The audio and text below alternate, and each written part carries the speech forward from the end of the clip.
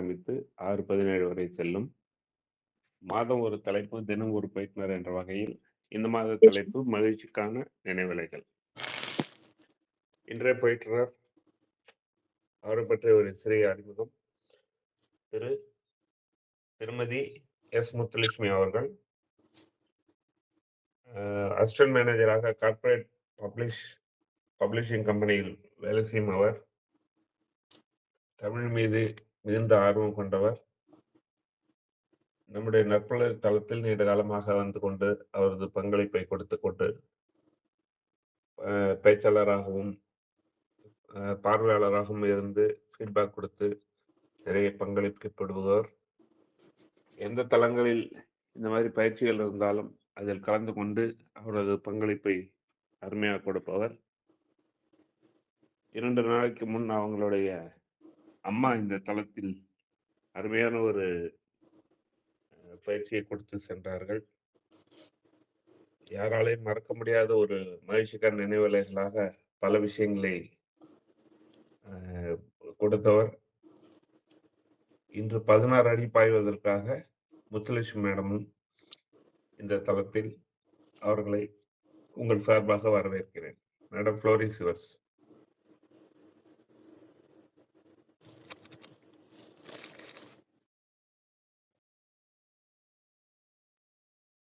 Madam மியூட்ல இருக்கீங்க. Madam உங்க கேமராவை எனக்கு கொஞ்சம் அட்ஜஸ்ட் பண்ணிக்கலாம். இப்போ ஓகேவா மேம்? வாய்ஸ் வருதா? Voice okay. Okay. Thank you ma'am. அனைவருக்கும் நற்புலி நண்பர்கள் அனைவருக்கும் நற்காலை வணக்கம். இன்றைய தலைப்பு மகிழ்ச்சிக்கான நினைவலைகள். இன்னைக்கு நான் உங்களோட பகிர போறது என்னுடைய சிறு வயது முதல் இன்னைக்கு வரைக்கும் மகிழ்ச்சிக்கான நினைவலைகளா எனக்கு ஞாபகம் இருக்கிற சில விஷயங்களை பகிர்ந்துக்கிறேன்.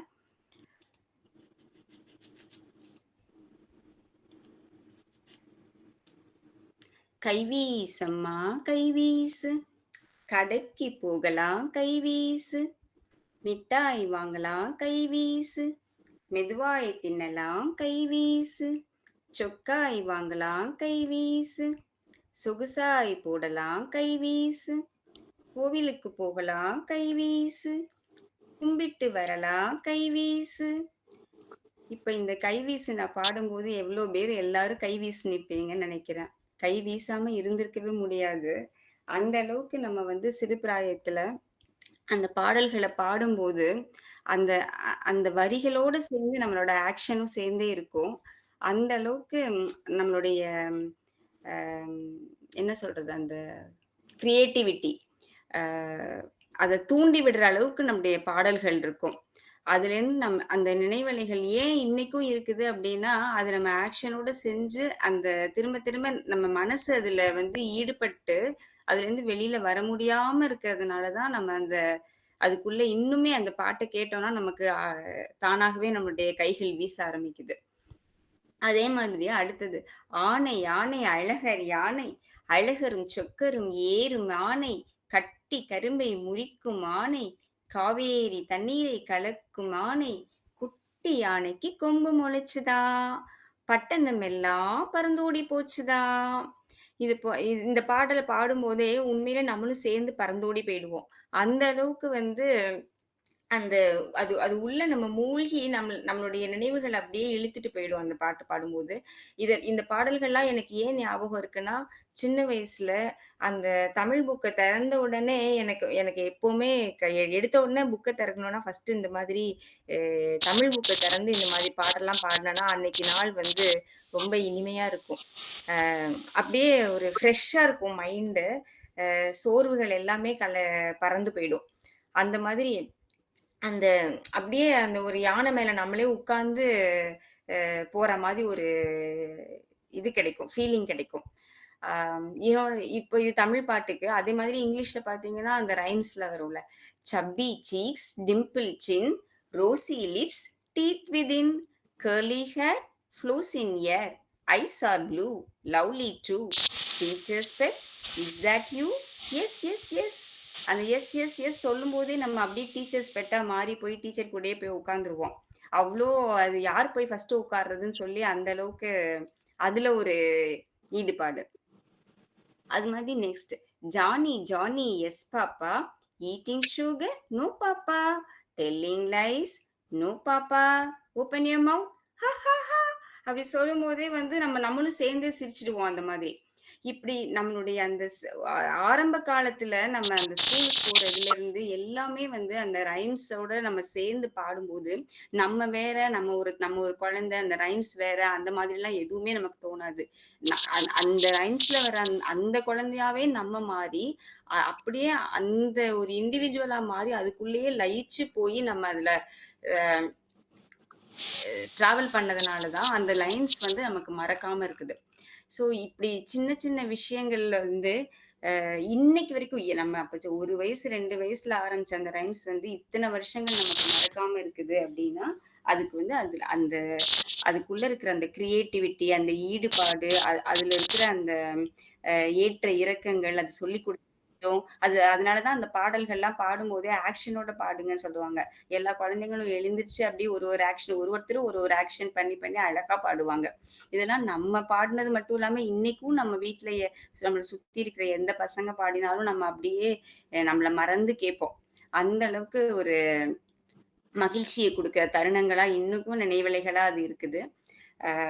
இதுல இருந்து ஆரம்பிக்கிறேன் என்னுடைய பயணத்தை. அதுக்கப்புறம் இந்த ஸ்கூல் டேஸ்ல இருக்கும்போது ஒரு வாட்டி என்ன ஆச்சு, திருச்செந்தூர் போயிருந்தோம். ஃபேமிலியோட போயிருக்கும்போது திடீர்னு பார்த்தா அன்னைக்கு ரொம்ப கூட்டம். அந்த கூட்டத்துல வந்து நான் காணாம போயிட்டேன். காணாம போன்ட்டு திருச்செந்தூர் எப்பவுமே கூட்டமா தான் இருக்கும். அந்த இதுல காணாம போய் எங்க போய் தேடுறதுன்னே தெரியல. அப்படியே அங்க இங்க சுத்திட்டு இருக்கும்போது அங்க ஒரு போலீஸ் இருந்தாங்க. அவங்க கிட்ட போய் நான் சின்ன குழந்தை தானே, நான் அழுதுட்டு இருந்தத பார்த்து அவங்களா கேட்டிருக்காங்க.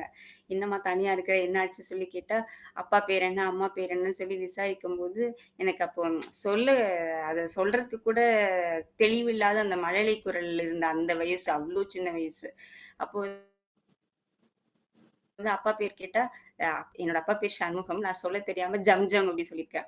அம்மா பேர் என்னன்னு கேட்டா சுந்தரிங்கிறதுக்கு பதிலா சுண்டெலின்னு சொல்லியிருக்கேன். அவ்ளோ சின்ன குழந்தையா இருந்திருக்கேன். அவங்களே சிரிச்சுட்டு இந்த குழந்தை என்ன பண்றது சொல்லி அப்புறம் மைக்ல அனௌன்ஸ் பண்ணியிருக்காங்க. இந்த மாதிரி இந்த கலர் ட்ரெஸ் போட்டு இந்த பாப்பா இங்க இருக்குது. யாராவது தொலைச்சிட்டீங்கன்னா, மிஸ் பண்ணிட்டீங்கன்னா வந்து கூட்டு போங்கன்ட்டு. அப்புறம் கேட்டு எங்க அப்பாவும் அம்மாவும் அது வரைக்கும் அவங்க தேடிட்டு தான் இருந்தாங்க. அப்புறம் மைக் அனௌன்ஸ்மென்ட் கேட்ட உடனே கரெக்ட்டா வந்து கண்டுபிடிச்சு கூட்டு போயிட்டாங்க. ஸோ அப்போ வந்து சொன்னாங்க, போலீஸ் சொல்லியிருக்காங்க, உங்க பொண்ணு இந்த மாதிரி உங்க நேம சொல்லுச்சுன்னு சொல்லிட்டு. அத இன்னைக்கு வரைக்கும் எங்க அம்மா சொல்லி சொல்லி சிரிப்பாங்க. "நீ இப்படி பேர சொன்ன" அப்படி சொல்லி. அது ஒரு மகிழ்ச்சிக்கான நினைவலைகளா எனக்கு இருக்குது. அதுக்கப்புறம் சின்ன வயசுல வந்து நம்ம திருக்கார்த்திகை வரும்ல. திருக்கார்த்திகை வரும்போதெல்லாம் வந்து எனக்கு இன்னைக்கும் டெய்லி நான் திருக்கார்த்திகை அப்போ விளக்கேத்துறச்ச எனக்கு என்ன ஞாபகம் வருதோ வரலையோ, ஆனா இது மட்டும் ஞாபகம் வரும். என்னன்னா, எங்க வீட்ல வந்து ஒரு மரக்குதிரை இருக்கும். எல்லார் வீட்லயும் இருந்திருக்கும். இப்ப இருக்கான்னு தெரியல. நெறைய பேர் அது இல்லாத வீடே இருந்திருக்காதுன்னு நெனைக்கிறேன். அந்த பழைய காலத்துல படத்துல எல்லாம் கூட வரும். எங்க வீட்ல அந்த குதிரை ஒண்ணு இருக்கு. அது இப்பவும் இருக்கு எங்க வீட்ல. இங்க இல்ல, ஊர்ல இருக்குது. சூப்பரா இருக்கும். அந்த குதிரை வந்து அப்படியே அந்த பெயிண்ட் கலர் கூட மாறாம இன்னும் அப்படியே இருக்கு. எங்க அப்பா என்ன பண்ணுவாங்க, அந்த குதிரைய பார்க்கும்போதெல்லாம் வந்து தொடச்சு தொடச்சு வைப்பாங்க. சும்மா எங்க அப்பா சும்மாவே இப்படி அங்க இங்க போம்போதெல்லாம் ஏதாவது திங்ஸ் கண்ல பட்டுச்சுன்னா தொடைப்பாங்க. அந்த குதிரைக்கு வந்து ஒரு ஸ்பெஷல் அட்டென்ஷன் குடுத்து தொடைப்பாங்க. என்ன பண்ணாங்க, எப்பவும் திருக்கார்த்திகை அன்னைக்கு விளக்கேத்தி வச்ச உடனே அந்த குதிரைய வந்து ஒரு இடத்துல வச்சுட்டு, என்னை ஏத்தி அதுல உட்கார வச்சுருவாங்க. நான் அந்த குதிரைய புடிச்சுட்டு அப்படியே டான்ஸ் ஆடிட்டு இருப்பேன். குதிரையில போற மாதிரி ஒரு இது குடுத்துட்டு. அது இவ்ளோ பெரிய ஆசையும் எனக்கு அந்த குதிரையில ஆடினது தான் திருக்கார்த்திகை ஆனா விளக்கேத்தி வச்ச உடனே அந்த குதிரையில ஆடினது தான் எனக்கு இன்னைக்கும் அது வந்து ஒரு மகிழ்ச்சிக்கான தருணமா அப்படியே மனசுல பதிஞ்சு மாறாம இருக்குது. அப்போ அந்த பாட்டு கூட ஞாபகம் வரும். ஹை உங்க அப்பா வாங்கி தந்த குதிரை, அதுல நானும் போக போறேன் மதுரை. ஹை உங்க அப்பா வாங்கி தந்த குதிரை, அதுல நானும் போக போறேன் மதுரை. ஆசை ஆசை அம்மா சுட்ட தோசை, பங்கு கேட்டா உனக்கு விழும் பூசை, தரமாட்டேன் போடி எனக்கு வேணும் தாடி அப்படி சொல்லி அந்த பாட்டை பாடிக்கிட்டே ஆடினது அந்த இதுதான் வந்து அப்படி ஞாபகம் இருக்கும். இப்ப கூட வீட்டுக்கு போனா அந்த குதிரையை பார்க்கும் போதெல்லாம் எனக்கு அந்த ஞாபகங்கள் வந்துரும். ஐயோ அப்பா இல்லையே அதை தொடச்சு கொடுக்கறதுக்கு அப்படி சொல்லிட்டு. அது அந்த ஒரு அவ்ளோ ஒரு சின்ன சின்ன விஷயங்கள்ல தான் என்னோட மகிழ்ச்சிகள் நிறைஞ்சிருக்குது. அந்த சின்ன சின்ன நிகழ்ச்சிகள் வந்து ஒரு அபூர்வமான இதா இருக்கும்.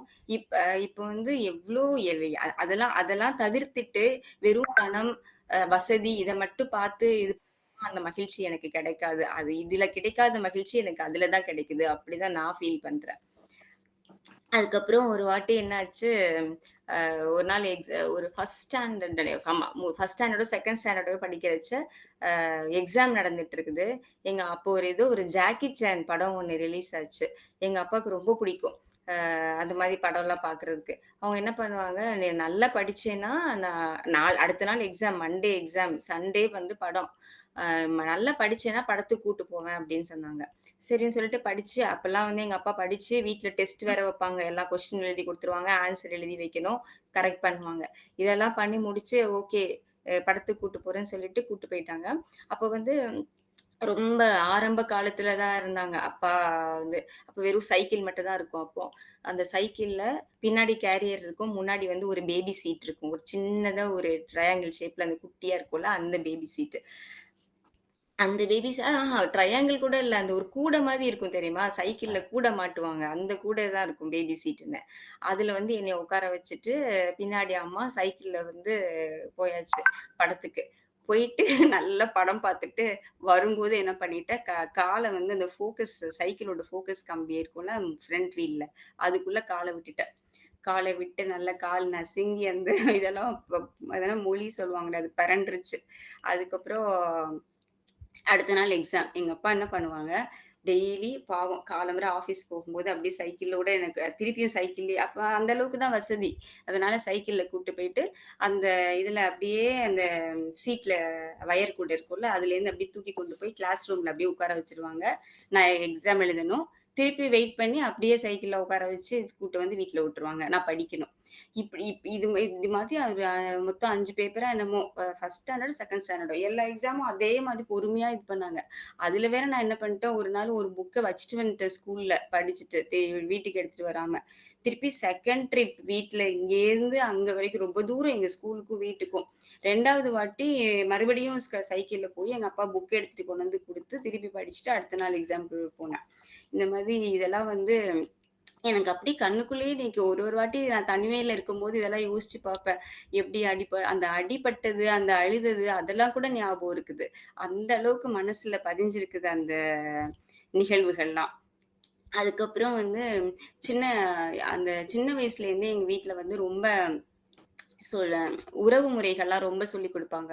உறவு முறைகள்னா என்னது? உறவினர்கள மட்டும் உறவு முறையா சொல்லிக் குடுக்க மாட்டாங்க. என்ன என்ன சுத்தி நான் யாரோடலாம் பழகுறேனோ, பேசுறேனோ எல்லாரையுமே வந்து உறவு முறை சொல்லி தான் கூப்பிடணும். அப்படிதான் சொல்லுவாங்க. மரியாதை இல்லாம பேசக்கூடாது. என்னோட சின்னதா 1 வயசு, ஒரே 1 மாசம் பெரியவங்களா இருந்தா கூட அவங்கள வந்து அண்ணா, அக்கான்னு தான் கூப்பிடணும். பேர சொல்லிலாம் கூப்பிடக்கூடாது. நீ போ, வா அப்படிலாம் சொல்லக்கூடாது. இது எங்க வீட்ல சின்ன வயசுலேருந்தே அப்படிதான். இப்ப சில பேர் வீட்ல வந்து அப்பா, அம்மாவ கூட உரிமையா போம்மா, வாம்மா சொல்லுவாங்கல்ல. எங்க வீட்ல அப்படிலாம் கிடையாது. போங்க, வாங்க அப்படிதான் சொல்லணும். அது சின்ன வயசுலேருந்தே அப்படியே பிராக்டிஸ் ஆயிடுச்சு.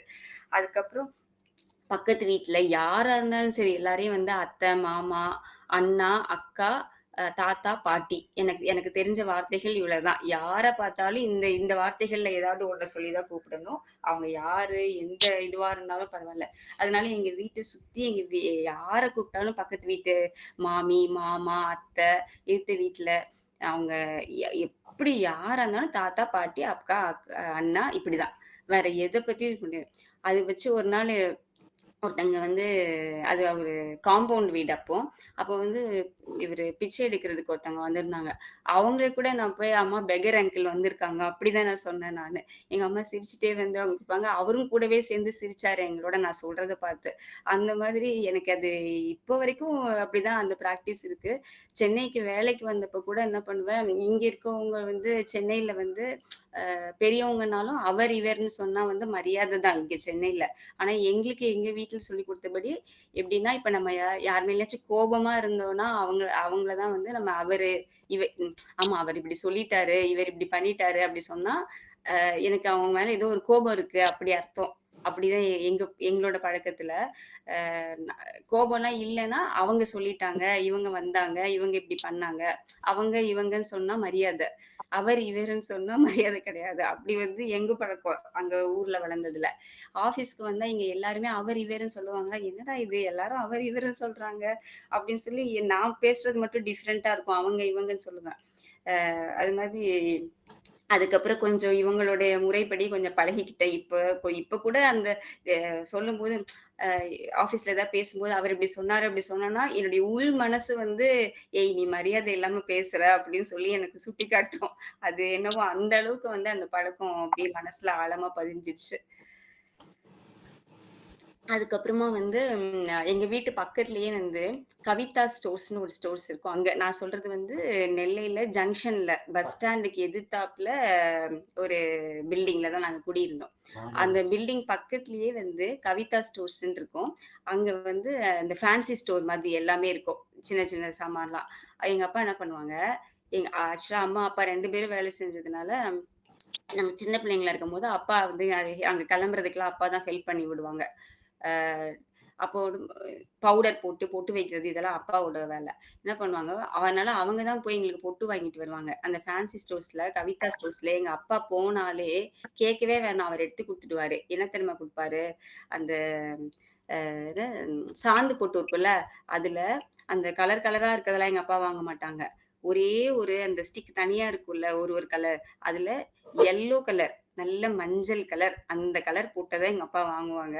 எங்க அப்பாவ பார்த்த உடனே அவர் எடுத்து அத கையில குடுத்துடுவாரு. அந்த மஞ்சள் கலர் எங்க ஸ்கூல்லயே சாந்து போட்டு மஞ்சள் கலர்ல வைக்கிற ஒரே ப பசங்க நானும் என் தங்கச்சியும் தான். நாங்க எங்க 2 பேருக்கும். இப்ப எல்லாரும் மெரூன் கலர்ல போட்டு வைக்கிறாங்கப்பா. எங்களுக்கு மட்டும் நீங்க எல்லோ கலர்ல போட்டு வைக்கிறீங்க அப்படின்னு சொல்லி கேட்டாங்கன்னா, உடனே இல்லம்மா நீ அத சொல்லுவாங்க. நீ மாநிறமா இருக்கல்ல, அதனால உனக்கு இந்த மஞ்சள் கலர் போட்டு வச்சா தான் நல்லா எடுப்பா இருக்கும் அப்படின்னு சொல்லிட்டு எப்ப பார்த்தாலும் மஞ்சள் கலர் போட்டு வச்சு விட்டுருவாங்க. அது யாராச்சும் ஏதாவது பேசினா கூட ஐடென்டிஃபிகேஷன்னா அந்த மஞ்சள் கலர் போட்டு வச்சிருப்பாங்கல்ல, அந்த பொண்ணா அப்படிதான் கேட்பாங்க. அதுக்கப்புறம் காலேஜ்லாம் வந்ததுக்கப்புறம் தான் அந்த நாங்களா போட்டு வாங்க ஆரம்பிச்சதுக்கப்புறம் தான் அந்த மஞ்சள் மெரூனா ஆச்சு. அதனால இன்னைக்கும் நான் அந்த ஜங்ஷன் போனேன்னா, அந்த கடைய பார்க்கும்போதெல்லாம் அப்பா வாங்கி குடுத்த அந்த மஞ்சள் கலர் பொட்டு இன்னும் நினைவலைகளா அப்படியே மனசுல பதிஞ்சிருக்குது அது. அதுக்கப்புறம் ஸ்கூல் வந்து எப்போ லீவ் விட்டாலும் சரி, இல்ல ஒரு சும்மா வீட்ல ஸ்கூல் போகாத நேரத்துல வீட்ல இருந்தாலும் சரி, என்ன பண்ணுவாங்க, ஒரு பெரிய டேபிள் இருக்கும். அந்த அந்த அந்த டேபிள் வந்து நான் பொறந்ததுலேருந்து இப்ப வரைக்கும் அந்த டேபிள் இருக்கு. அது நல்ல ஸ்ட்ராங்கான சூப்பர் டேபிள் அது. நல்லா 2 பேர் உட்கார்ந்து தாராளமா ஒரு பெரிய ரெக்கார்ட் நோட்லாம் வச்சு எழுதலாம். அவ்ளோ பெரிய டேபிள். அது மட்டும் நாங்க வாடகை வீட்ல இருந்தப்பவும் சரி, புது வீட்டுக்கு போனப்பவும் சரி, அந்த அந்த அந்த டேபிள் அவ்ளோ பெருசா இருக்கும் அது. அப்படியே ஷிஃப்ட் பண்ணி கொண்டு வந்து அசைக்கவே முடியாது. அவ்ளோ வெயிட்டா இருக்கும். அது வச்சிருப்பாங்க. என்ன பண்ணுவாங்க, எங்க 2 பேரையும் தூக்கி அந்த டேபிள் மேல உட்கார வச்சுருவாங்க. உட்கார வச்சுட்டு டேபிள்ஸ் புக்க கையில குடுத்துருவாங்க. குடுத்துட்டு நாங்க படிக்கணும். 1ல இருந்து 20 டேபிள்ஸ் வரைக்கும் சொல்லணும். அந்த ஃபர்ஸ்ட் டேபிள் சொல்லும்போதும் 20 வரைக்கும் கீழயும் சொல்லணும். அத நாங்க வந்து இப்போ ஏதாவது ஒண்ணு தப்பா சொல்ட்டோம்னா, பாதியில விட்டுட்டு பாதியில தப்பா சொல்ட்டோம்னா, திருப்பி ஃபர்ஸ்ட்லேருந்து சொல்லணும். இதுதான் எங்க அப்பாவோட ட்ரெய்னிங்கு.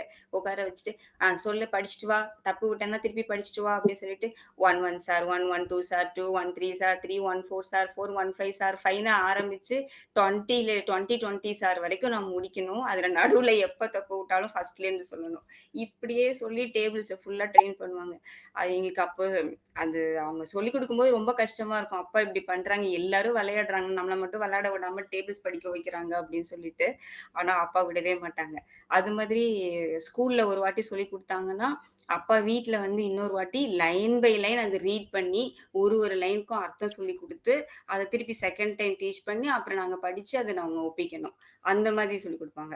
இதெல்லாம் வந்து சின்ன வயசுல. அதுக்கப்புறம் ஒரு 5த்துக்கு அப்புறம் வந்து அப்பாக்கு அதுக்கப்புறம் டைம் இல்ல. நாங்களே படிக்க ஆரம்பிச்சுட்டோம். எனக்கு தெரிஞ்சு 3 ஸ்டாண்டர்டோ, 4த் ஸ்டாண்டர்டோ வரைக்கும் அப்பா இப்படிதான் சொல்லிக் குடுப்பாங்க. அ எனக்கு அந்த புக்கெல்லாம் பார்க்கும்போதே அத அண்டர்லைன் பண்ணி, அழகா ஹைலைட் பண்ணி சொல்லிக் குடுப்பாங்க. ஆக்சுவலா அவங்க வந்து படிச்சதெல்லாம் பார்த்தீங்கன்னா, அப்பா வந்து ரொம்ப ரொம்ப ஒரு கிராமத்துல படிச்சாங்க. அவங்க ரொம்ப கஷ்டப்பட்ட ஃபேமிலி வேற. அவங்களுக்கு அப்பலாம் சப்போர்ட்டே கிடையாது. 7 பேர் அப்பா குடும்பத்துல. அம்மா குடும்பத்திலயும் 7 பேரு. அப்பா குடும்பத்துல 5 பையன், 2 பொண்ணு. அம்மா குடும்பத்துல 5 பொண்ணு, 2 பையன். அ அப்பா தான் ஃபர்ஸ்ட்டு.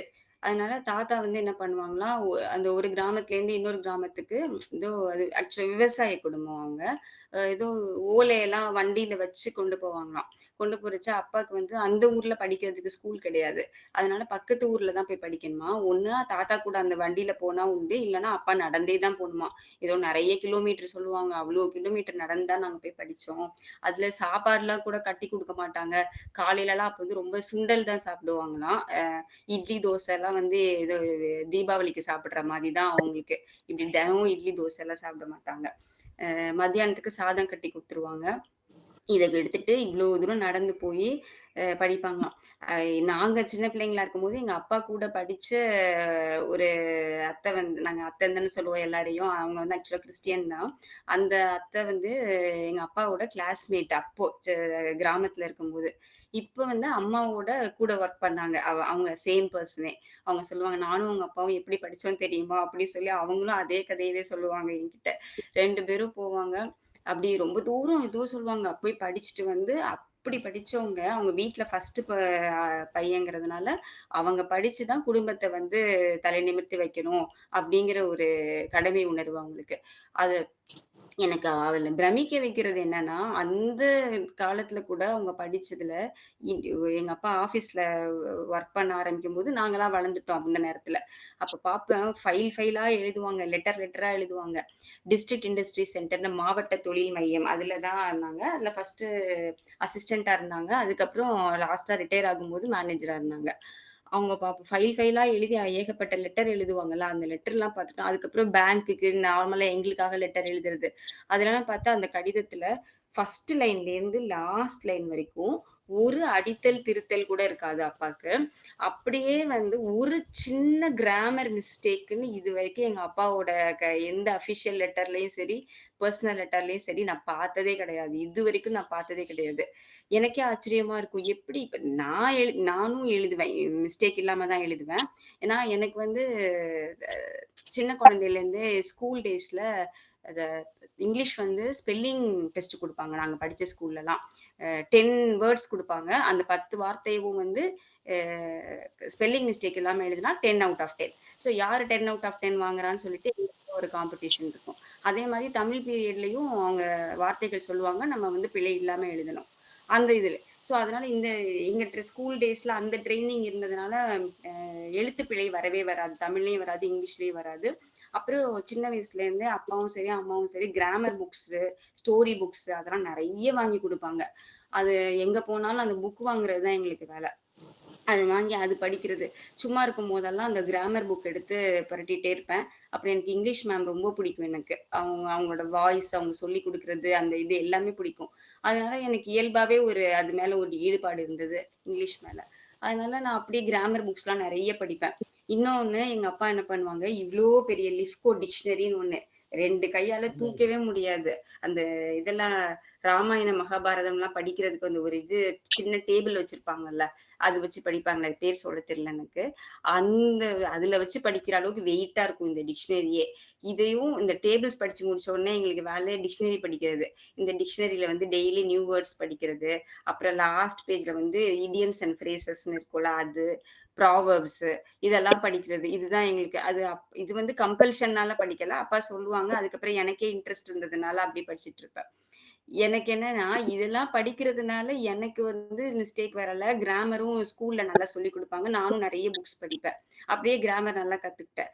ஆனா, அப்பா வந்து ஒரு கிராமத்துல அப்படி படிச்ச ஒரு நார்மலான ஒரு ஸ்கூல்ல படிச்சாங்க.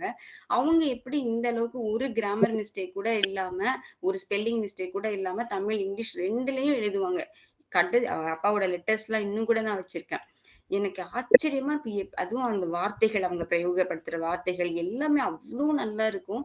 எங்க இருந்து தான் இவங்க இவ்ளோ கத்துக்கிட்டாங்க அப்படின்னு எனக்கு ஆச்சரியமா இருக்கும்.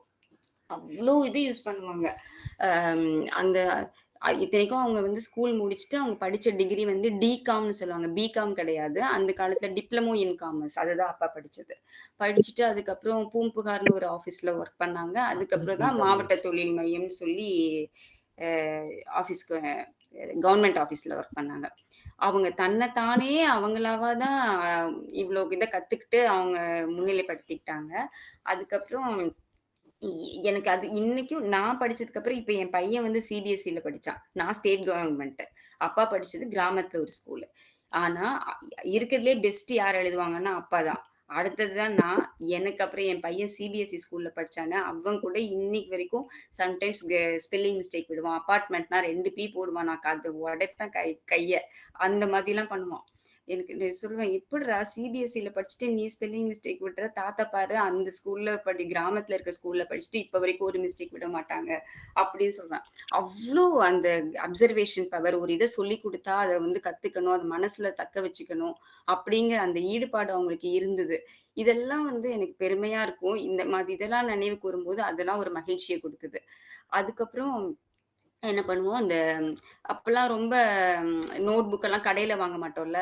இந்த கேலண்டர் பெரிய மந்த்லி ஷீட் அந்த கேலண்டர் இருக்கும்ல. அதுல வந்து பின் பக்கம் வந்து ஒயிட்டா இருக்கும். ஒரு பக்கம் டேட்டு பிரிண்ட் ஆயிருக்கும். இன்னொரு பக்கம் ஒயிட்டா இருக்கும். அந்த கேலண்டர் மந்த்லி பேஜஸ் எல்லாத்தையும் சேர்த்து வச்சு ஒரு புக்கா ப்ரிப்பேர் பண்ணி ஸ்டேப்லர் இல்லன்னா தச்சு கூட குடுப்பாங்க எங்க அப்பா. பெரிய ஊசி வச்சிருப்பாங்க.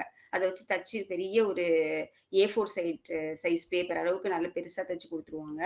அதுல வந்து என்ன பண்ணுவோம், லெட்டர் எங்க வீட்டுக்கு வர எல்லா லெட்டர்ல இருக்கிற அந்த ஸ்டாம்ப்ஸ் எல்லாத்தையும் கலெக்ட் பண்ணி, கட் பண்ணி அதுல ஒட்டி ஸ்டாம்ப் கலெக்ஷனா பண்றது. இது வந்து ஒரு பெரிய எங்களுக்கெல்லாம் பொழுதுபோக்குன்னா அப்பலாம் என்ன டிவி கிடையாது, எதுவும் கிடையாது. ஏதாவது ஓடி ஆடி விளையாடுறது, இல்லன்னா இந்த மாதிரி ஆக்டிவிட்டீஸ் பண்றது. அந்த ம்ஹ்ம். ஸ்டாம்ப் கலெக்ஷன் நோட் வந்து இன்னும் அப்படியே பத்திரமா வச்சிருந்தேன். ஏன்னா இப்ப அது ஊர்ல இருக்கு, இங்க இல்ல. அதெல்லாம் போய் தேடி எப்படியாவது எடுக்கணுங்கிற ஆசையா இருக்கு எனக்கு இதுக்காக நான் யோசிக்கும்போது. அந்த நோட்டெல்லாம் எங்க வச்சோம்னு தெரியலையே அப்படின்ட்டு. அதுல வந்து சில நேரம் அவங்க அப்பா ஃப்ரெண்ட்ஸ் கிட்ட யார்கிட்டயாவது இந்த ஃபாரின்லேருந்து வர லெட்டர்ஸ் இருந்துச்சுன்னா, அந்த ஃபாரின் ஸ்டாம்ப்ஸும் வாங்கி குடுப்பாங்க. நாங்களும் எங்க ஃப்ரெண்ட்ஸ் கிட்டேருந்து யார்கிட்டயாவது இருந்தா அதெல்லாம் வாங்கி கலெக்ட் பண்ணுவோம். அப்புறம் ரேர் பிக்சர்ஸ்லாம் இருக்கும்ல, அதையும் அதுல ஒட்டி வைப்போம். இதுக்கெல்லாம் வந்து ரொம்பலாம் செலவு பண்ணதே கிடையாது. வீட்டுக்கு வர லெட்டர்லேருந்து வரது, கட் பண்றது, இருக்கிற அந்த ஒன் சைட் பேஜ்ல அத ஒரு புக் ஆக்கி ஒட்டுறது. இதுல கிடைக்கிற மகிழ்ச்சி, அன்னைக்கு கிடைச்ச மகிழ்ச்சி இன்னைக்கு வரைக்கும் எனக்கு அது கன்டின்யூ ஆயிட்டு இருக்குது அது. அதுக்கப்புறம் சின்ன வயசு பெரிய கேம்ஸ்லாம் இருக்காது. வீட்டுக்குள்ள விளையாடணும்னா, அப்பா வந்து உப்பு மூட்டை தூக்குறது, பின்னாடி தூக்கி வச்சுட்டு, இப்படி அங்கேயும் இங்கேயும் வீடு ஃபுல்லா சுத்துறது. அப்புறம் வந்து நாங்களே நான், என் தங்கச்சி, தம்பிலாம் வந்து என்ன பண்ணுவோம், யானை மாதிரி இப்படி முட்டி வச்சுப்போம்ல, முட்டிய கீழ போட்டுட்டு, ஒருத்தர் மேல ஏறி, ஒருத்தர் ஏறி உட்காந்து யானை தூக்கிட்டு போற மாதிரிலாம் ஆக்ஷன் பண்ணி விளையாடுவோமே சின்ன குழந்தையில. இந்த இதெல்லாம் வந்து எவ்ளோ ஒரு என்ன சொல்றது? ஆத்மார்த்தமான அன்பு, அந்த மகிழ்ச்சிய குடுத்தது அப்படிங்கிறதுக்கு எனக்கு இதுவும் மறக்க முடியாத சம்பவங்களா இருக்குது. அதுக்கப்புறம் அ எங்க சொன்னேன்ல அம்மா வீட்ல வந்து 7 குழந்தைங்க. அவங்க எல்லாரோட குழந்தைங்களும் சரி, நாங்களும் சரி ஸ்கூல் லீவ் விட்டாச்சுன்னா quarterly, half yearly, annual leave. இது எல்லாத்துக்கும் அங்க மதுரையில நாகமலை புதுக்கோட்டையில அவங்க வீடு இருந்தது. அங்க போயிடுவோம். அது வந்து வாடகை வீடு தான். ஆனா பெரிய வீடு. ஏன்னா இவ்ளோ பெரிய ஃபேமிலில. மொத்தமா இருக்கும்போது எல்லாரும் சேர்ந்து அது வந்து ஒரு 10, 12 ஸ்டெப் இருக்கும் அந்த வீட்ல மேல ஏறி போறதுக்கே. அத்தன ஸ்டெப்பையும் ஏறி இறங்கி ஒரு நாளைக்கு அவ்ளோ வாட்டி ஆட்டம் போடுவோம். மொட்டை மாடிக்கு போறது, ஃபுல்லா சுத்தி தோட்டம், சின்ன சின்ன செடி எல்லாம் நெறைய இருக்கும். எல்லாத்துலயும் போட்டு ஃபுல்லா மண்ணு தான், சிமெண்ட்லாம் இருக்காது. அந்த மண்ல உட்காந்து ஓடி ஆடி விளையாண்டு, கண்ணாமூச்சி விளையாடுறது, ஹைட் அண்ட் சீக்கு, பாண்டி கட்டம் போட்டு அந்த பாண்டி என்ன ரைட்டா ராங்கான்னு கேட்டு அந்த விளையாடுறது, பல்லாங்குழி விளையாடுறது, தாயக்கட்டைய போட்டு விளையாடுறது, நெறைய என்னென்னவோ அந்த ஒருத்தர் கூட தனியா உட்கார்ந்து நான் பார்த்ததே கிடையாது. எல்லாம் ஒரு வயசு வித்தியாசத்துல தான் இருப்போம். எல்லாரும் சேர்ந்து உட்கார்ந்து ஏதாவது ஒண்ணு விளையாண்டுட்டு இருப்போம். அவ்ளோ அந்த லீவ் விட்டாலே வந்து எப்போ ஊருக்கு போவோம் அப்படிங்கிற அந்த எண்ணம் தான் இருக்கும். அந்த அளவுக்கு அந்த சின்ன வயசுல அவ்வளோ ஒரு அருமையான ஞாபகங்கள் இருக்குது அதுல. அப்புறம் இந்த ஒரு பாட்டு கூட ரவுண்டா எல்லாரும் உட்கார்ந்துகிட்டு கொலையா, முந்திரிக்கா, நரிய நரிய சுத்தி வா, கொள்ளையடிச்சவன் எங்க இருக்கான், கூட்டத்துல இருக்கான், கண்டுபிடி அப்படின்னு சொல்லி அந்த ஒரு கல்ல தூக்கி போட்டு விளையாடுறது. இந்த மாதிரி எனக்கு இந்த அந்த அந்த விளையாட்டெல்லாம் எங்க காணாம போச்சு? இப்ப ஏன் அந்த விளையாட்டுலாம் ஒண்ணு கூட இல்ல? எல்லாரும் அந்த ஒரு சின்ன மொபைல தூக்கி வச்சுட்டு உட்கார்ந்துடுறாங்களே! ஒரு செஸ்ஸு கூட ஆன்லைன்ல தான் விளையாடுறாங்க. அத கூட 2 பேர் உட்கார்ந்து விளையாடாம, ஒரு மிஷினும், ஒரு மனுஷனும் தான் விளையாடுறாங்க. அந்த மாரி ஆயிடுச்சே வாழ்க்கை அப்டி சொல்லி எனக்கு தோணும். அது நம்ம நம்ம வாழ்ந்த காலத்துல அந்த மாதிரி இல்லாம நல்ல குரூப்பா எல்லாரோடையும் விளையாடுற வாய்ப்பு கிடைச்சதுன்னு சொல்லி அத நெனச்சு மகிழ்ச்சி அடைகிறேன். அதுக்கப்புறம் அந்த இதுல லைப்ரரிக்கு கூட்டு போவாங்க. லைப்ரரிக்கு கூட்டு போனா, எங்க அப்பாவுக்கு வந்து நெறைய ரீடிங் ஹேபிட் இருந்ததுனால, லைப்ரரிக்கு கூட்டு போயிட்டு, அவங்க ஏதாவது பேப்பர் படிச்சுட்டு இருப்பாங்க. எங்கள உட்டுருவாங்க. அங்க வந்து அந்த சின்ன சின்ன புக்ஸ் அம்புலி மாமா, பாலமித்ரா, மரியாதை ராமன், தெனாலி ராமன் அந்த கதைகள் அது எல்லாத்தையும் உட்காந்து படிப்போம். அது அந்த படிக்கும் அது மாரி வீட்ல வந்து சிறுவர் மலர் வரும். அந்த சிறுவர் மலர் வந்துச்சுன்னா, ஃபர்ஸ்ட் பேஜ்லேருந்து லாஸ்ட் பேஜ் வரைக்கும் படிக்கிறது. அதுல அந்த பிள்ளையார் கதையெல்லாம் சீரிஸா வரும்ல தொடர்ச்சியா, அத படிக்கிறது. அந்த புதிர் ஃபில் பண்றது. அந்த மாதிரி நெறைய ஒரு பிரெயினே வந்து ரொம்ப ஆக்டிவேட்டட் ஸ்டேட்ல இருக்கிற அளவுக்கு ஆக்டிவிட்டீஸ் இருக்கும். இதெல்லாம் வந்து இப்ப வரைக்கும் எனக்கு அது புக்க எடுத்தோம்னா கையில இதெல்லாம் படிக்கணும். ஒரு குழந்தையாவே மாறி நான் படிக்க ஆரம்பிச்சுருவேன். அப்படிதான் ஒரு ஃபீலிங் இருக்கும். அது மாதிரி எங்க வீட்ல வந்து எங்க அப்பா அவங்களுக்கு படிக்கிற வாய்ப்பு கம்மியா இருந்தாலும், எங்களுக்கு வந்து எல்லா வாய்ப்புகளையும் அமைச்சு குடுக்கணும் அப்படிங்கிறதுக்காக என்ன பண்ணுவாங்க, அவங்க எங்களுக்காக மட்டும் இல்ல, அவங்களும் படிப்பாங்க அந்த புக்ஸ் எல்லாம். எங்களுக்கு அந்த என்னெல்லாம் புக் அப்பா வாங்கி குடுத்தாங்கங்கிற அந்த ஞாபகங்கள் வந்துச்சு. என்னன்னா, இந்த புக் வந்து யாருன்னா பார்த்திருப்பீங்களான்னு தெரியல. ஆனா ஏன்னா நான் வந்து எங்க வீட்ட தவிர இந்த புக்க வேற எங்கேயுமே நான் பார்த்ததில்ல. நான் மோஸ்ட்லி நெறைய எங்கேயும் வெளியில போமாட்டேன். அதனால எனக்கு அந்த வாய்ப்பு இல்லையான்னு அதுவும் தெரியல. சோவியத் யூனியன்னு ஒரு புக் இருக்கும். அது வந்து ஃபுல்லா வந்து ரஷ்யாவ பத்தி அதோட அவங்களோட கல்ச்சர், லைஃப் ஸ்டைலு, ஃபுட்டு, அங்க நடக்கிற நியூஸ் இதெல்லாம் இருக்கும். நல்ல ஒரு பெரிய புக்கு. அது எப்படி சொல்றது? A4 சைஸ விட பெருசு. அந்த மாதிரி அது மந்த்லி மேகசின் நெனைக்கிறேன். அது எங்க சப்ஸ்கிரிப்ஷன் போட்டு விட்டாங்க. அதனால ரொம்ப நாள், ரொம்ப வருஷம் வந்துகிட்டே இருந்துச்சு அந்த புக்கு. அந்த புக்கு வந்த உடனே அந்த ரேப்பர பிரிச்சுட்டு, அந்த புக்க பிரிச்சு, அதோட வாசனை அப்படியே மூக்க தொலைக்கும். அப்படி ஒரு பிரிண்டிங்னா அவ்ளோ சூப்பர் அந்த பிரிண்டிங்கோட அந்த வாசனை. அந்த சோவியத் யூனியன் புக்கெல்லாம் அவ்ளோ நல்லாருக்கும். அத படம் பார்ப்போம். அப்படியே அழகழகா அப்படியே அட்ராக்டிவ் கலர்ஸ்ல அந்த படம் பார்க்குறது. அது ஃபர்ஸ்ட்டு படம் பார்த்து முடிச்சுருவோம். ஃபர்ஸ்ட் பேஜ்லேருந்து கடைசி பேஜ் வரைக்கும். அதுக்கப்புறம் தான் அதுக்குள்ள இருக்க இதெல்லாம் படிக்கிறது. அடுத்தது ரீடர்ஸ் டைஜஸ்ட். அதுவும் சப்ஸ்கிரிப்ஷன் போட்டு வாங்கி குடுத்தாங்க. அதுல இருக்க எல்லாத்தையும் அந்த குட்டி குட்டி கதைகள், பசில்ஸ் அதெல்லாம் படிக்கிறது. அதுக்கப்புறம் நான் காலேஜ் முடிச்சதுக்கு அப்புறம் என்ன பண்ணுவாங்கன்னா, 2 புக் எனக்கு ரொம்ப இம்பார்ட்டன்ட் புக் வாங்கி குடுத்தாங்க அப்பா. எங்க அப்பா வந்து என்ன சொன்னா, அதாவது நமக்கு கிடைக்குதோ, கிடைக்கலையோ ஆனா முயற்சி பண்ணணும் அப்படின்னு நினைப்பாங்க. அதனால எல்லா எக்ஸாமும் காம்படிட்டிவ் எக்ஸாம்ஸ் எல்லாமே எழுதணும் அப்படின்னு சொல்லிட்டு, எம்ப்ளாய்மென்ட் எக்ஸ்சேஞ்ச்னு ஒரு பேப்பர் வரும். அந்த பேப்பர் வாங்கிடுவாங்க. அதுல என்னென்னலாம் ஆட் வருதோ எல்லாத்தையும் பார்த்து, எல்லாத்துக்கும் அப்ளை பண்ணணும். எல்லா எக்ஸாமும் ட்ரை பண்ணணும் அப்படின்னு சொல்லிட்டு, அந்த எம்ப்ளாய்மென்ட் எக்ஸ்சேஞ்ச்ல வர இதெல்லாம் ட்ரை பண்ணுவோம். அந்த எக்ஸாம்க்கு அப்ளை பண்றதுக்கு அந்த பேப்பர படிக்கணும். அதுக்கப்புறம் அதுக்கு பிராக்டிஸ் பண்றதுக்கு காம்படிஷன் சக்சஸ் ரிவ்யூ CSRன்னு ஒரு புக் இருக்கும். அது கூடயே ஒரு சப்ளிமெண்ட் புக் வரும் GK டுடே அப்படின்னு சொல்லி. இந்த புக்கும் வந்து ரொம்ப நாள் அந்த சப்ஸ்கிரிப்ஷன் வந்துகிட்டே இருந்துச்சு எனக்கு. அதுல வந்து IAS எக்ஸாம்ஸ்லாம் எப்படி ப்ரிப்பேர் பண்றதுன்னு சொல்லிட்டு அந்த IAS எக்ஸாம் கிளியர் பண்ணவங்களோட இன்டர்வியூலாம் வரும். யார் யார் என்னென்ன மேஜர் எடுத்து படிச்சாங்க, அவங்க அதுக்கு எப்படி ப்ரிப்பேர் பண்ணாங்க, எத்தன வாட்டி அட்டெம்ப்ட் பண்ணாங்க. அப்புறம் அந்த மாடல் கொஸ்டின் பேப்பர்ஸ் இருக்கும். எல்லாமே இருக்கும். இந்த புக்ஸு இதெல்லாம் வந்து எனக்கு இன்னைக்கு வரைக்கும் ஞாபகம் இருக்கு. ஐயோ! நான் எங்க அப்பா கிட்ட கேட்டேனா இல்லையான்னு எனக்கு தெரியல. ஆனா எனக்கு நானே நான் கேட்டுப்பேன். அப்பாக்கு எப்படி வந்து இவ்ளோ எக்ஸ்போஷர் வந்தது? அவங்க வளர்ந்தது ஒரு சாதாரண கிராமத்துல. அவங்களுக்கு வந்து எ அவங்க அப்பா, அம்மாலாம் இந்த அளவுக்கு சொல்லிக் குடுக்குற அளவுக்குலாம் கிடையாது. அவங்க அவங்க வேலைய பார்த்துட்டு இருப்பாங்க. படிப்புலலாம் வந்து அவங்க இது பண்ணவே மாட்டாங்க. இவங்களா படிச்சுக்கணும். அவங்களுக்கு என்ன தோணுதோ இவங்க படிச்சுக்கணும். வழிகாட்டுறதுக்கெல்லாம் அந்த அளவுக்கு ஆள் கிடையாது. ஆனா அப்பா அப்ப எப்படி இவ்ளோ இன்ஃபர்மேஷன கலெக்ட் பண்ணாங்க? எங்கேருந்து இது பண்ணாங்க? அதுக்கப்புறம் அத எங்களுக்கும் அவங்க படிச்சதோட இல்லாம எங்களுக்கும் ட்ரான்ஸ்ஃபார்ம் பண்ணாங்க. இந்த மாதிரி ஒரு தந்தையா அவங்களுடைய கடமைய ஒரு இதுல கூட அவங்க தவறினதே கிடையாது. அந்த அளவுக்கு எங்கெங்கலாம் அவங்களுடைய இத எங்களுக்கு குடுக்க முடியுமோ, அந்த இன்புட்ன்னு சொல்லுவோம்ல. அது அதாவது எங்ககிட்ட இருந்து எதையும் எக்ஸ்பெக்ட் பண்ண மாட்டாங்க. நான் இந்த புக்கெல்லாம் வாங்கி குடுத்ததுனால நீ IAS கலெக்டர் ஆயிடணும் அப்டின்லாம் ஃபோர்ஸ்லாம் பண்ண மாட்டாங்க. உனக்கு நான் வந்து ஓப்பன் பண்ணி விடுறேன் டோர. நீ வந்து அதுலேருந்து புடிச்சு நீ என்ன வரைக்கிறியோ அது நீ வந்துக்கோ. பட் இதெல்லாம் தெரிஞ்சுக்கோ அப்படிங்கிற அளவுக்கு இருக்கிற எல்லாத்தையும் படம் போட்டு காட்டிடுவாங்க. அந்த அளவுக்கு படம் போட்டு காட்டிடுவாங்கன்னோனே எனக்கு ஒண்ணு ஞாபகம் வருது. எங்க அந்த சின்ன வயசுல இருந்த காலனில அப்பலாம் டிவி கூட ஃபர்ஸ்ட் டிவி வர்றதுக்குலாம் முன்னாடி அந்த ஒரு ஒயிட் கலர்ல ஒரு ஸ்க்ரீன் அந்த ஒரு 5, 6 தெரு சந்திக்கிற இடத்துல வந்து ஒரு ஸ்க்ரீன் மாதிரி கட்டி, அந்த ஸ்க்ரீன்ல தான் வந்து படம் போடுவாங்க. எல்லாரும் கும்பலா உட்கார்ந்து அந்த ஸ்க்ரீன்ல படம் பார்ப்பாங்க. ஏதாவது முக்கியமான படம்லாம் வந்துச்சுன்னா அதுல பார்ப்பாங்க. அதுக்கப்புறம் என்னாச்சு, டிவி வந்து ஒரு வீட்ல இருக்கும். எல்லார் வீட்லயும்லாம் இருக்காது. ஒரு வீட்ல இருந்துச்சுன்னா, அந்த வீட்ல போய் எல்லாரும் சேர்ந்து டிவி பார்க்குறது. அதுக்கப்புறம் தான் ஒரு வீட்டுக்கா டிவி வந்துச்சு. அதுக்கப்புறம் இப்ப மொபைல் வந்து கடைசில ஒரு வீட்டுக்குள்ளேயே ஒரு ரூம்ல ஒருத்தர் இருக்கிற நிலைமைக்கு இன்னைக்கு வந்துட்டோம் நம்ம. தெருவுல எல்லாரும் கூடி இருந்தது போக, இன்னைக்கு இந்த நிலைமையில வந்து இன்னைக்கு நிக்கிறோம். அடுத்தது எந்த நிலைமையில இருப்போம்னு அதுவும் தெரியல. ஸோ இந்த மாதிரி நிறைய சந்தோஷங்கள் இருந்தது. அப்புறம் கோவிலுக்கு போனா வந்து சாமிய பார்க்க முடியலன்னா, அப்பா என்ன பண்ணுவாங்க, கூட்டத்துல நாங்க சின்ன பிள்ளைங்களா இருப்போம்ல, அந்த தோள்ல தூக்கி உட்கார வச்சுருவாங்க. அப்படி எதையும் என்னையுமே பார்க்க மாட்டாங்க. அப்படியே தோள்ல தூக்கி உட்கார வச்சு, சாமி பாரு" அப்படின்னு சொல்லுவாங்க. அந்த இதெல்லாம் எனக்கு இன்னும் அப்படியே கண்ணுக்குள்ள நிக்குது. அந்த கோவிலுக்கு இப்ப போனாலும் எங்க அப்பா என்ன தோள்ல தூக்கி வச்சு சாமி காட்டுனது தான் ஞாபகம் வருது. அ அதுக்கப்புறம் சைக்கிள் ஓட்ட சொல்லிக் குடுத்தது. அத வந்து கீழ விழுந்து தான் கத்துக்கிட்டேன். அப்படியே நான் புடிச்சிருக்கேன்னு சொல்லுவாங்க. நாங்க ரவுண்டு தான் ஃபர்ஸ்ட்டு போட சொல்லுவாங்க. அப்பலாம் பேலன்ஸ் வீல்லாம் கிடையாது. நாங்க ஓட்டிட்டே இருக்கும்போது நைஸா கைய உட்டுருவாங்க.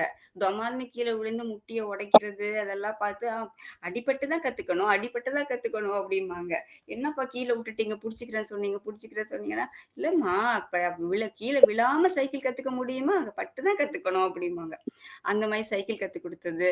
அதுக்கப்புறம் இப்படியே ஒண்ணு ஒண்ணா என்னென்னவோ கத்துக்கிட்டோம். அம்மா அம்மா வந்து என்ன பண்ணுவாங்கன்னா, அந்த கதை எழுதுறது, கட்டுரை எழுதுறது அதெல்லாம் வந்து அம்மா ஃபர்ஸ்ட்டு வந்து முதல்ல அவங்க எழுதி குடுத்து எங்களுக்கு கத்துக் குடுத்தாங்க.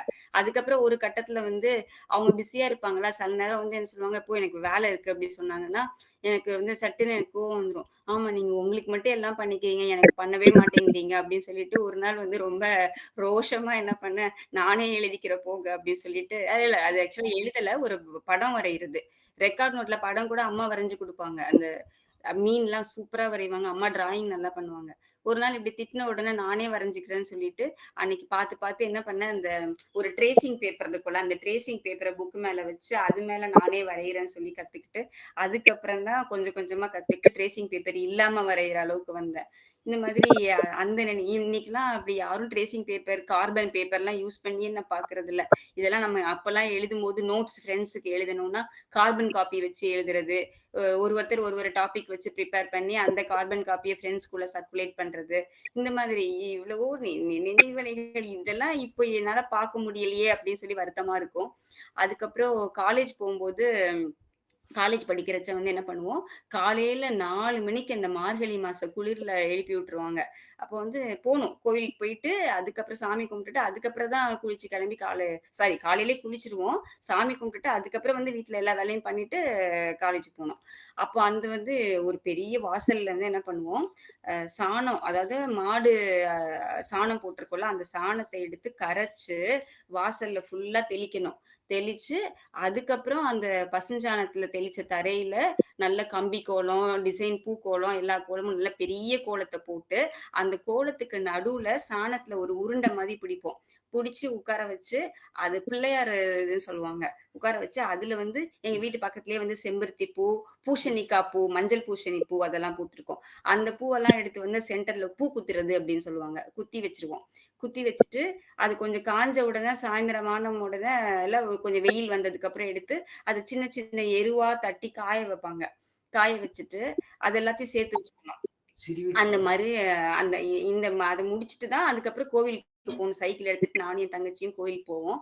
அப்ப அந்த போற வழியில அந்த அ இந்த பாட்டு கேட்கும் அப்படியே. இது ஆக்சுவலா அந்த கேட்கும்போதே கோவிலுக்கு போன திருப்தி கிடைச்சிரும்.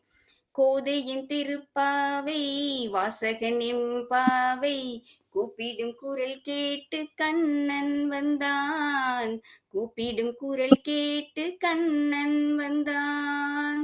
மாதவர் பெரியாழ்வார் மன்னவர் குலத்தாழ்வார் ஓதிய மொழி கேட்டு கண்ணன் வந்தான். ஓதிய மொழி கேட்டு கண்ணன் வந்தான். வாரணமணியாக வலம் வரும் மணநாளில் மாதவன் வடிவாக கண்ணன் வந்தான். மாதவன் வடிவாக கண்ணன் வந்தான். மார்கழி பனி நாளில் மங்கையர் இளம் தோளில் கார்குழல் வடிவாக கண்ணன் வந்தான். காக்குழல் வடிவாக கண்ணன் வந்தான். இந்த பாட்டை கேட்கும் போதே அந்த மார்கழி மாசத்தோட அந்த உற்சாகம் அப்படியே பொங்கு. தூக்கமாவது ஒண்ணாவது எல்லாம் கலைஞ்சு போய் அப்படியே மெய்சிலிர்க்க கடவுள கும்பிட்டுட்டு வந்து, அதுக்கப்புறம் மத்த வேலையெல்லாம் முடிச்சுட்டு காலேஜுக்கு போவோம். அந்த அந்த நாட்கள் மறக்க முடியாதது. இப்போ அதெல்லாம் பண்றதே இல்ல. எல்லாம் மிஸ் பண்றேன். இப்ப நானுமே பண்றதில்ல. அந்த சின்ன வயசுல இருந்தது எல்லாமே விட்டு போச்சு அப்படிங்கிற அந்த ஃபீலிங் எனக்குமே இருக்குது. அதுக்கப்புறம் மார்கழி முடிஞ்சு தை மாசம் பொங்கல் வரும்போது, நாங்க வந்து 3 நாள் பொங்கல் கொண்டாடுவோம். அப்போ அங்க ஊர்லலாம். அ ஃபர்ஸ்ட் நாள் பொங்கல், தைப்பொங்கல், 2வது நாள் மாட்டுப் பொங்கல், 3வது நாள் சிறுவீட்டு பொங்கல். முதல் நாள் பொங்கல் அன்னைக்கு வந்து 3 இது அடுப்பு கட்டி வைப்போம். 1 அம்மாக்கு, 1 எனக்கு, இன்னொன்னு என் தங்கச்சிக்கு. 1ல சாதம் வைப்போம், வெண்பொங்கல், 1ல வந்து சர்க்கரை பொங்கல், இன்னொன்லயும் வெண்பொங்கல். 3 இவ்ளோ இவ்ளோ பெரிய பானை. அந்த 3 பானை பொங்க, பால் பொங்க பொங்க பொங்கல் வைக்கிறது. அது வந்து எல்லாரையும் வீட்ட சுத்தி இருக்க அத்தன பேரையும் கூப்பிட்டு வாழை இலை போட்டு, அந்த பொங்கல் எல்லாத்தையும் பரிமாறி, அவியல், பொரியல், அப்பளம், ரசம், பச்சடி அது இதுன்னு எல்லாத்தையும் போட்டு அப்படி ஒரு பெரிய சாப்பாடு நடக்கும் அன்னைக்கு பொங்கல் அன்னைக்கு. அதுக்கப்புறம் மாட்டு பொங்கல் அன்னைக்கு வந்து மாடு எல்லாம் நல்லா கொம்பெல்லாம் பெயிண்ட் அடிச்சு வேப்பிலை மாலை அந்த மாலைன்னு போட்டு மாட்டு நகர்வலம் வரும். இதெல்லாமே நான் வளர்ந்ததெல்லாம் காலனில. எங்க ஊர்ல இன்னைக்கும் அந்த காலனில தான் எங்க வீடு இருக்குது. அங்க நடக்கிற இது நான் சொல்றேன். கிராமத்துல இல்ல இது நான் சொல்றது. அதுக்கப்புறம் 3வது நாள் சிறுவீட்டு பொங்கல் அன்னைக்கு ம். என்ன பண்ணுவோம், அந்த எரு தட்டி காய வச்சிருந்தோம்ல மார்கழி மாசம்.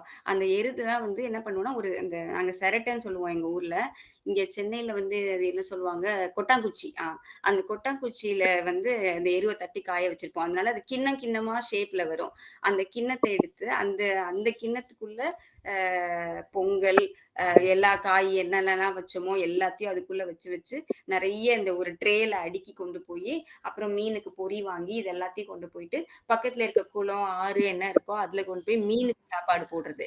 இது இதுதான் அந்த சிறுவீட்டு பொங்கல் அன்னைக்கு நாங்க பண்றது. அப்புறம் வந்து அந்த குட்டியா ஒரு அடுப்பு இருக்கும். அந்த சின்ன குழந்தைங்களுக்குலாம் இப்பலாம் அந்த குக்கர்லாம் குழந்தைங்களுக்குன்னு வருதுல்ல விளையாட்டு சாமான்ல.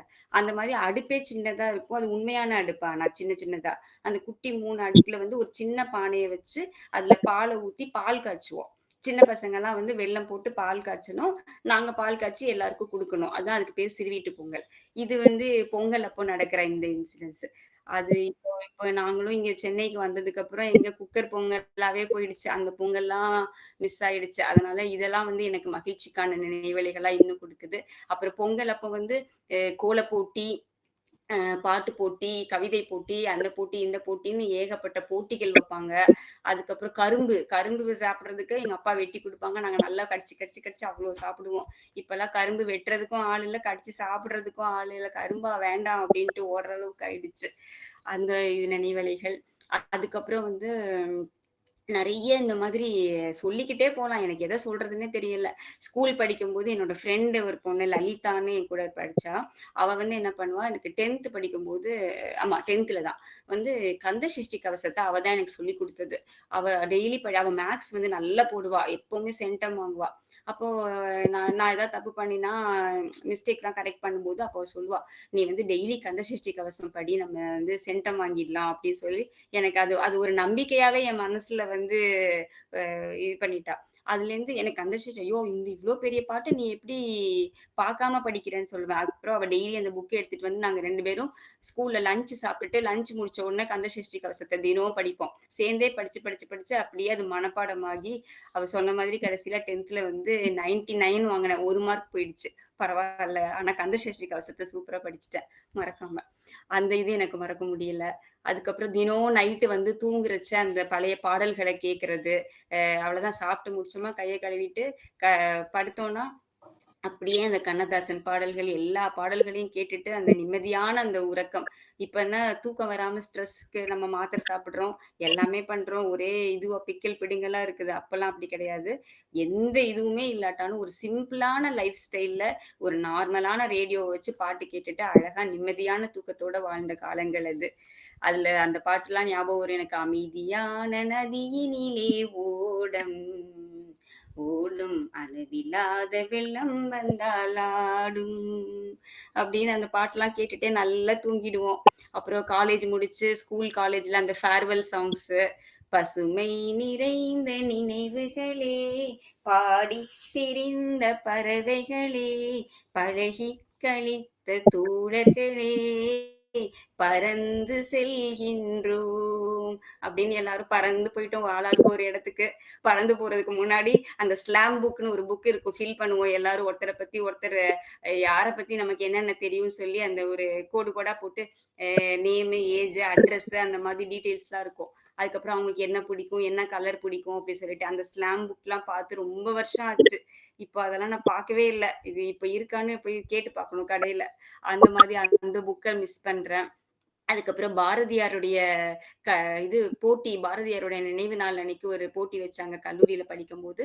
அப்போ ஒரு பாட்டு பாரதியார் கவிதைகள வந்து அ பார்க்காம எழுதி, அத வந்து அதோட எக்ஸ்ப்ளனேஷனும் குடுத்தேன். அதுக்கு வந்து ஒரு நல்ல பாரதியார் கவிதைகள் புக் எனக்கு பிரைஸா குடுத்தாங்க. அதுதான் முதல்ல நான் வாங்குன பாரதியார் புக் பிரைஸ். அது எனக்கு அந்த பாரதியார் கவிதைகள் புக் இன்னும் வச்சிருக்கேன். அதுல அந்த பாட்ட வந்து சொல்லும்போது, அந்த எக்ஸ்ப்ளனேஷன் அவங்களுக்கு ரொம்ப புடிச்சிருந்தது ஜட்ஜா வந்தவங்களுக்கு. "காணி நிலம் வேண்டும் பராசக்தி காணி நிலம் வேண்டும். அங்கு தூணில் அழகியதாய் நன்மாடங்கள் துய்ய நிறத்தினதாய் அந்த காணி நிலத்தினிடையே ஓர் மாளிகை கட்டித் தர வேண்டும். அங்கு கேணி அருகினிலே தென்னை மரமும் கீற்றும் இளநீரும் 10, 12 தென்னை மரம் பக்கத்திலே வேணும். நல்ல முத்துச் சுடர் போலே நிலா ஒளி முன்பு வர வேணும். அங்கு கத்தும் குயிலோசை சற்றே வந்து காதிற்பட வேணும். என்றன் சித்தம் மகிழ்ந்திடவே நன்றாய் இளம் தென்றல் வர வேணும். பாட்டுக் கலந்திடவே அங்கேயொரு பத்தினிப் பெண் வேணும். எங்கள் கூட்டுக்களியினிலே கவிதைகள் கொண்டு தர வேணும்.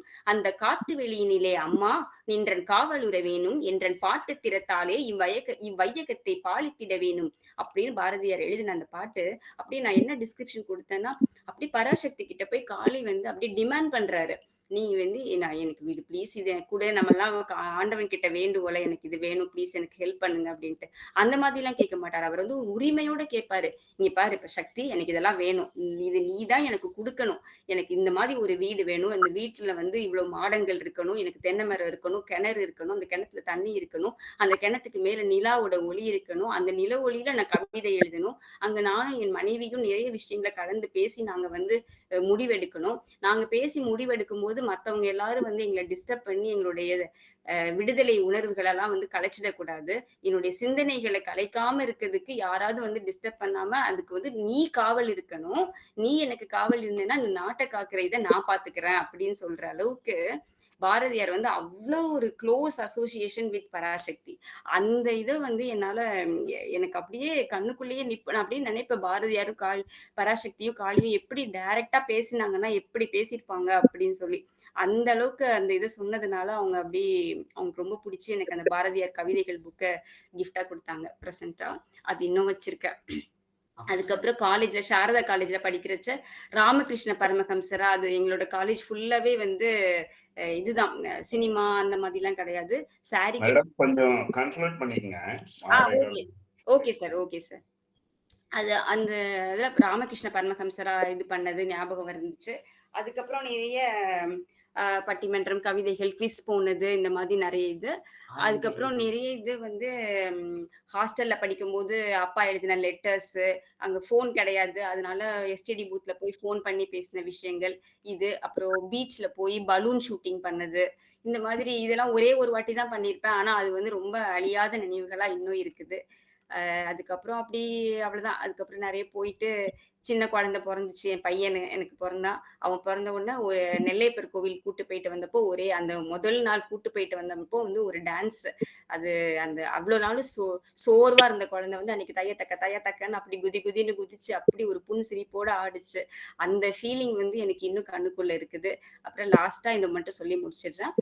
அப்பா அம்மா வந்து வயசாகி இருக்கும்போது அவங்க கைலாஷ் போகணும்னு ஆசைப்பட்ட போது கைலாஷ் போகும்போது அவங்களுக்கு வேணுங்கிற அத்தனை இதையும் வந்து ஒரு லிஸ்ட் எழுதி அவங்களுக்கு அங்க போனா நம்மள மாதிரி நார்மல் சாப்பாடு அங்க சாப்பிட முடியாது, அதுக்குடைய வசதிகள் இருக்காதுங்கிறதுனால அந்த லிஸ்ட்ல இருக்க எல்லாத்தையும் பார்த்து பார்த்து ஒரு கடையா போய் வாங்கி ஒண்ணு கூட மிஸ் பண்ணாம அவங்க போயிட்டு வர அந்த ட்ரிப் முடியிற வரைக்கும் வேணுங்கிறது எல்லாத்தையும் எவ்வளவு வேணுமோ அவ்வளவு வாங்கி கம்ப்ளீட்டா பேக் பண்ணி அனுப்பிச்சு வச்சேன்.